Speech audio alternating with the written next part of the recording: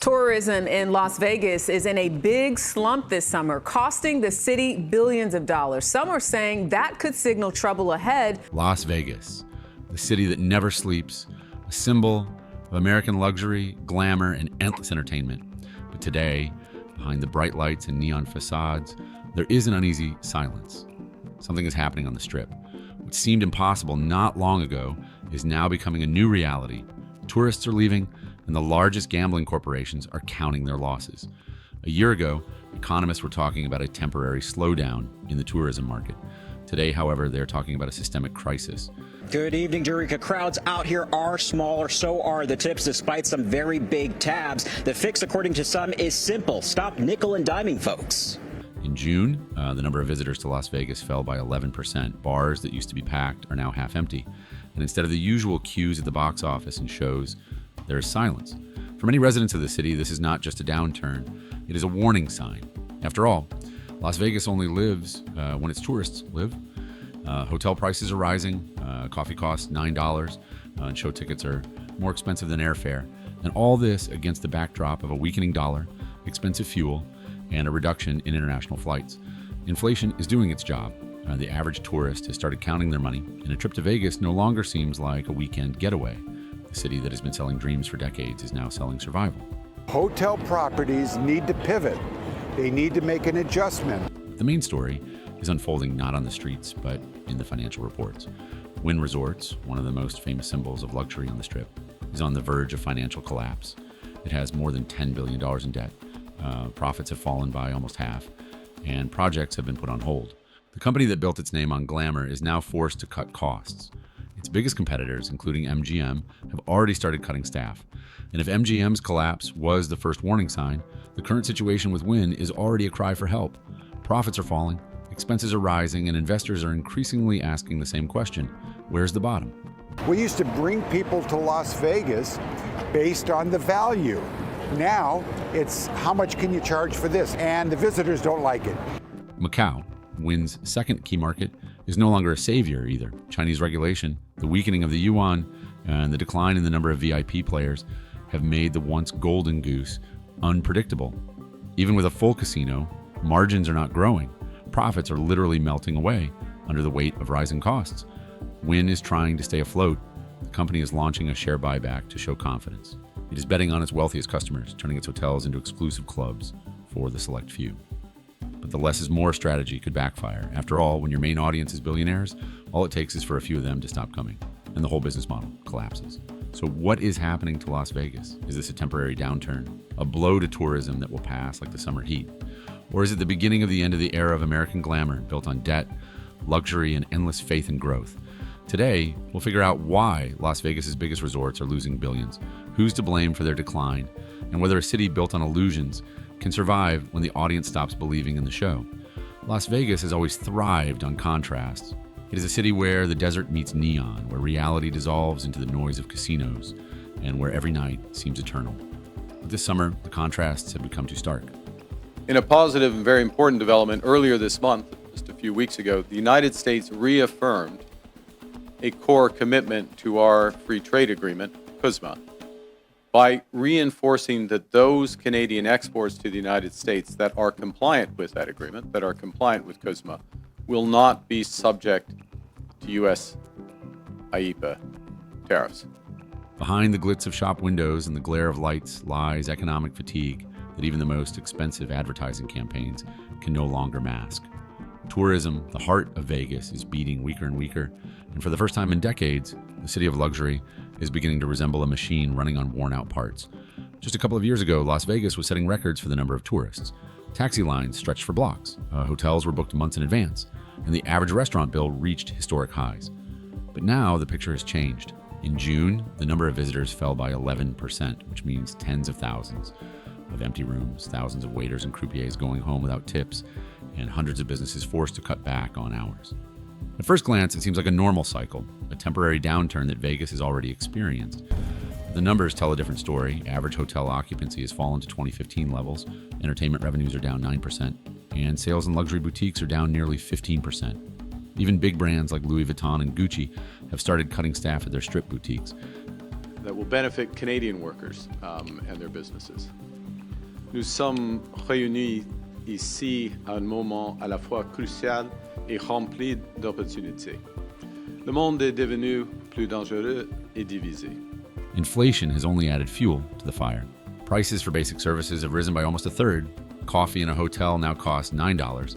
Parking costs $20, and a ticket to a concert by a famous artist starts at $300. Tourists complain that the city is no longer affordable, even for the middle class, which used to make up the bulk of visitors. Vegas isn't what it used to be is heard more and more often in conversations, at bar counters and on travel forums. People are increasingly choosing Miami, Austin, or even Montreal, places where entertainment is cheaper and the experience is still fresh. Local authorities, of course, are trying to remain optimistic. They talk about a transition phase and a natural correction after the pandemic surge. But analysts see deeper reasons. Tourism is no longer a universal savior for the city's economy. Advertising costs are rising while returns are falling. L'ancien l'ordre mondial est revenu. Et même si le Canada a prospéré dans ce système, nous savons que la nostalgie n'est pas une stratégie. C'est pourquoi nous traçons une nouvelle voie à suivre pour notre pays. What's more, the average length of a tourist stay has dropped from 4 days to 3. People come, take photos, attend one show, and leave. The city that sold the illusion of endless celebration now sells a short weekend of tired pleasures. In this context, the decline of the industry giants is particularly noticeable. Wynn Resorts, once a symbol of impeccable chic and profit, is now teetering on the brink of financial ruin. The company has debts of over $10.5 billion. In the last quarter, its net profit fell by more than 40%. This is not a random glitch. It is a systemic signal indicating that even the most stable brands in Vegas are losing ground. Internal company documents obtained by several business publications paint an alarming picture. The reports show an 18% increase in operating expenses and an 11% drop in revenue in the non-gaming sector, restaurants, shows, and space rentals. It would seem that casinos have always saved the day, but even they have stopped bringing in the same amounts as before. The average bet size in premium rooms has decreased, and the number of guests playing for large sums has fallen by almost a third compared to last year. And Canada's been tough on the military because they have a very low military cost. They don't allow our banks, and you know that Canada does not allow banks to go in. The reasons are multi-layered. Inflation has hit the wallets of the middle class, and the elite have become more cautious. Even those who can afford expensive entertainment are increasingly choosing private clubs or foreign resorts, where it is quieter and safer. In addition, the international flow of tourists has not yet recovered. Asia is still hampered by visa restrictions, and Europeans are saving money due to the weakening of the euro. As a result, according to Bloomberg analysts, Las Vegas will lose about $1.2 billion in potential revenue from foreign visitors this year. Wynn Resorts found itself in a particularly difficult position. The company has bet on exclusivity, and now this strategy is working against it. Once upon a time, luxury sold confidence, but today it causes irritation. Ordinary tourists no longer feel like welcome guests. The company's hotels have raised prices by 20%, but at the same time have reduced staff and service frequency. Social media is full of complaints, dirty carpets, long queues at reception, and promised bonuses not being delivered. Well, you know, when U.S. officials talk, we need to make sure that we listen. And although company officials claim that these are temporary difficulties, industry sources say that behind the scenes, a struggle for survival is underway. Financial pressure is also mounting from external factors. Debt servicing costs are rising due to high Federal Reserve interest rates. In the last quarter alone, Wynn spent over $120 million on interest payments, almost as much as it earned in net profit. At the same time, plans to renovate the Encore Tower have been postponed until the market stabilizes. In practice, this means that the company simply cannot afford new capital expenditures. Tension is growing within the corporation. Middle managers complain that they have to juggle multiple positions, and some contractors are not getting paid on time. According to several industry sources, Wynn has already cut more than 200 administrative positions, including part of the PR department and the reservation service. All this is reminiscent of the beginning of decline, when a company tries to save on small things but ends up losing the reputation it has built over decades. In a positive and very important development earlier this month, just a few weeks ago, the United States reaffirmed a core commitment to our free trade agreement, CUSMA, by reinforcing that those Canadian exports to the United States that are compliant with that agreement, that are compliant with CUSMA, will not be subject to U.S. IEEPA tariffs. Amid these problems, the company is trying to convince investors that the situation is under control. A share buyback worth more than $150 million has been launched, a move designed to show management's confidence. However, many analysts see this as more of an attempt to buy time. After all, buybacks do not solve structural problems. They only create the appearance of stability amid falling performance indicators. And yet, despite the alarming figures, Wynn remains a powerful brand. The company still operates some of the most profitable casinos on the Strip and in Macau, with total revenue last year exceeding $7 billion. But what once seemed like a guarantee of success is now turning into a trap. High costs and dependence on the premium segment make the business less flexible. If demand continues to fall, even a giant like Wynn could find itself in a situation where every decision is a choice between bad and worse. Analysts call this a slow squeeze. Unlike sudden crises such as a pandemic, the current downturn is protracted. First, minor indicators fall: the number of bookings, the average check, the share of regular customers. Then profitability declines, debts appear, and investment projects are delayed. And then suddenly, it turns out that a company that was considered a symbol of stability just yesterday is barely breathing under the weight of its own ambitions. Today, Vegas looks like a stage after the final chord. The lights are still on, the music is still playing, but the audience has already begun to disperse. In this light, the story of Wynn Resorts becomes a metaphor for the entire city. On November 4th, our government will table the first federal budget, our first federal budget. And that'll be our plan to protect our communities, our borders, our way of life. Our plan to build a stronger economy where everyone has a chance to get ahead. And our plan to empower Canadians with new opportunities, better careers, and a lower cost of living. Central to those missions, A city built on glitz and glamour is now forced to face reality. Even a party can end if the bar stops pouring. When the first lights began to go out on the Strip, many thought it was just a seasonal downturn, a normal respite before a new surge. But it soon became clear that this was not a temporary cooling off, but a chain reaction that affected even the most powerful players in the industry. While Wynn Resorts' problems could still be attributed to management mistakes or bad investments, MGM's profit collapse was a cold shower for the entire industry. The company, which has a more diversified portfolio and global assets, lost 3/4 of its net profit in a single quarter, from $187 million to just $49 million, a drop that shocked even the most experienced analysts. And these are not just numbers, they are a signal that the very model of eternal growth in Las Vegas is cracked, as MGM has always been considered a model of stability. Really build on that relationship, and I think that's why the outcome this week was a positive one. Well, we know that no deal has been struck. We know that negotiations are going ahead in the right direction. Unlike Wynn, its business was not limited to casinos and hotels. The company actively developed online gaming, sports betting, and international resorts. But even such a reserve of strength did not save it from the pressure that is now squeezing the entire industry. The reasons are obvious and frightening: a decline in tourist traffic, rising operating costs, high debt levels, and consumer fatigue. But there is something deeper: the loss of emotional momentum. That very feeling that Las Vegas has always been a place where you can hit the jackpot, not only in a casino, but also in life. MGM management was forced to make large-scale cuts. More than 500 people lost their jobs. Rumor has it that the company even considered selling some of its assets on the East Coast to maintain balance. Meetings are discussing cost optimization scenarios, including the consolidation of administrative functions between hotels. as a result of these developments, the breadth and the depth of the changes in U.S. trade policy have become more fully apparent. These are desperate measures for a corporation that, until recently, prided itself on its logo being associated with luxury and stability. But Vegas is no longer about luxury, it's about survival. This is where the contrast between the two giants, MGM and Wynn, begins. The former tried to compensate for losses through diversification, the latter through concentration. Wynn is concentrated in two key locations, Las Vegas and Macau. When at least one of these locations slumps, the company loses stability.